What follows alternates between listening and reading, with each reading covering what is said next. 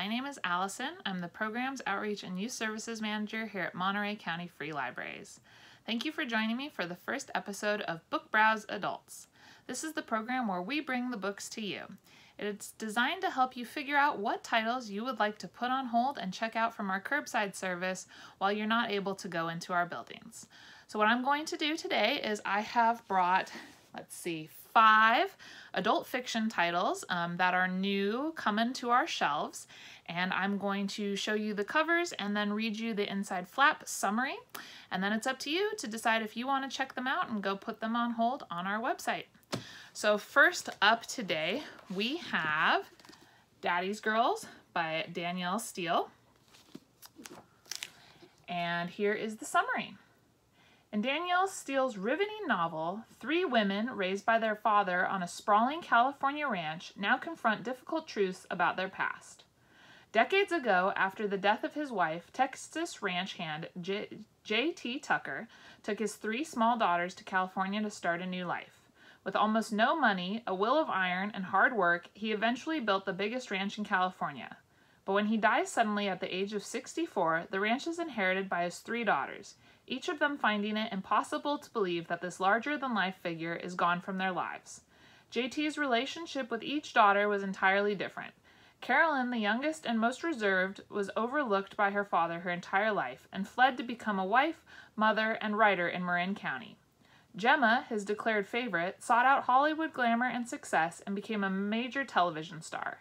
Kate, the eldest, stayed at home with her father to do his bidding as a ranch hand, without thanks or praise, forsaking marriage and a family of her own for the love of him. Now, upon JT's death, the paper trail he left behind begins to reveal much more than the 3 sisters ever guessed about who their father really was. It will turn their world upside down, and each of them must grapple with a new reality, strengthening their relationships with one another and discovering who they are now as grown women in spite of him. Set against the magnificent backdrop of the West and the drama of a family in turmoil, Daddy's Girls is the story of 3 remarkable women and their unique bond, the daughters of a complex, many-faceted, domineering man who left his mark on each of them. So that's Daddy's Girls by Danielle Steele. Next up today, we have Sex and Vanity by Kwan. So the summary on this: the iconic author of the best-selling phenomenon Crazy Rich Asians returns with a glittering tale of love and longing as a young woman finds herself torn between 2 worlds, the WASP establishment of her father's family and George Zhao, a man who she is desperately trying to avoid falling in love with. On her very first morning on the jewel-like island of Capri, Lucy Churchill sets eyes on George Zhao, and she instantly can't stand him. She can't stand it when he gallantly offers to trade hotel rooms with her so that she can have a view of the Terhenian, sorry for the mispronunciation, sea, and she can't stand that he knows more about Casa Malaparte than she does.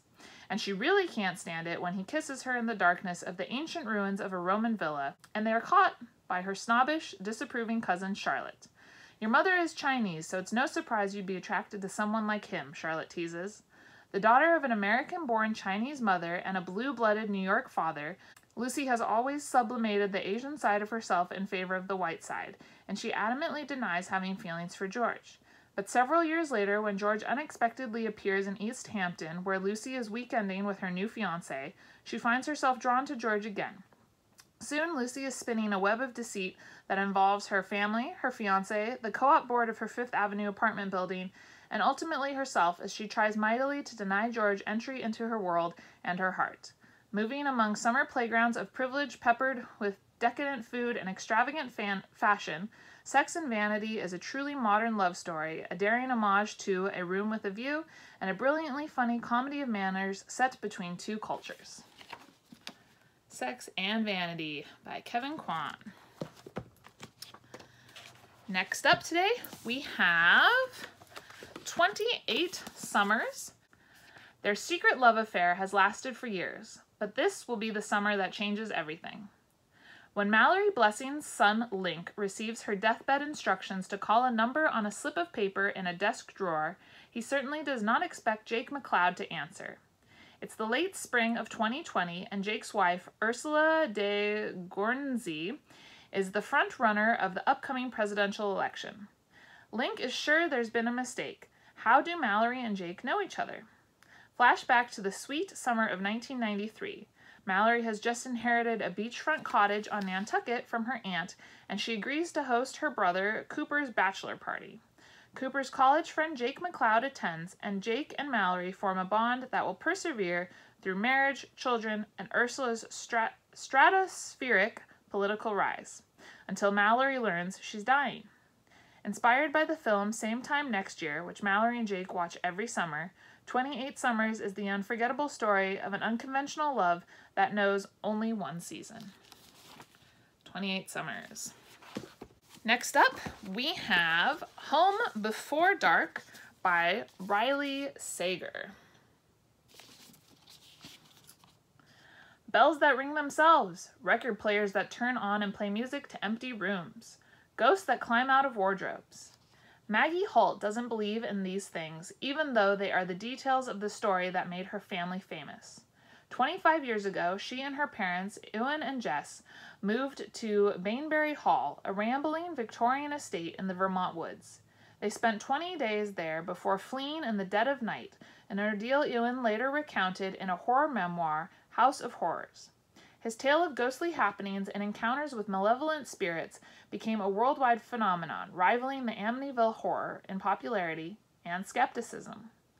Maggie has lived her life in the shadow of her father's book, so when she inherits Bainbury Hall after his death, she returns to renovate the house to prepare it for sale.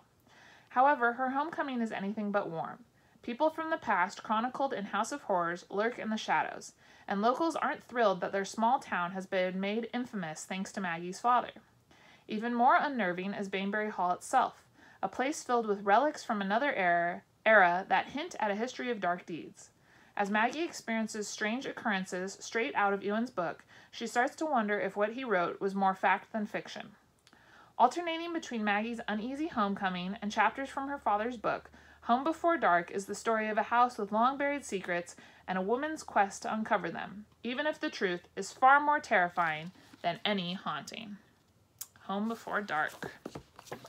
Sounds right up my alley, to be honest with you. All right, the last book that we have here today is A Walk Along the Beach. Two sisters must learn from each other's strengths and trust in the redeeming power of love in a touching new novel from #1 New York Times best-selling author. The Lakey sisters are perfect opposites. After their mother died and their father was lost in grief, Willa had no choice but to raise her sister Harper and their brother Lucas. Then, as an adult, Willa put her own life on hold to nurse Harper through a terrifying illness. Now that Harper is better and the sisters are living as roommates, Willa has realized her dream of running her own bakery and coffee shop, bringing her special brand of caretaking to the whole Oceanside community. Harper, on the other hand, is always on the go. Overcoming a terrible illness has given her a new lease on life, and she does not intend to waste it. When Harper announces her plan to summit Mount Rainier, Willa fears that her sister may be pushing herself too far. Harper, for her part, urges Willa to stop worrying and do something outside her comfort zone, like taking a chance on love with a handsome new customer. Sean O'Malley is as charming as he is intriguing, a freelance photographer whose assignments take him to the ends of the earth. Soon Willa's falling for him in a way that is both exciting and terrifying. But life has taught Willa to hedge her bets, and she wonders whether the potential heartache is worth the risk. Life has more challenges in store for them all, but both sisters will discover that even in the darkest moments, family is everything. And that's A Walk Along the Beach.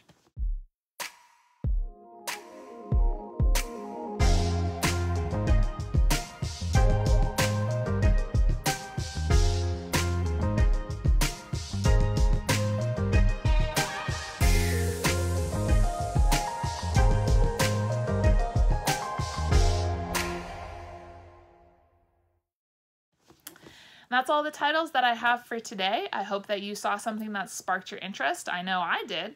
And if you want to put these titles on hold, you just need to visit our website, www.emcfl.org, or you can call our phone line, which is 831-883-7555, and a staff member will help you put them on hold. And I will see you all next time. Bye, everybody.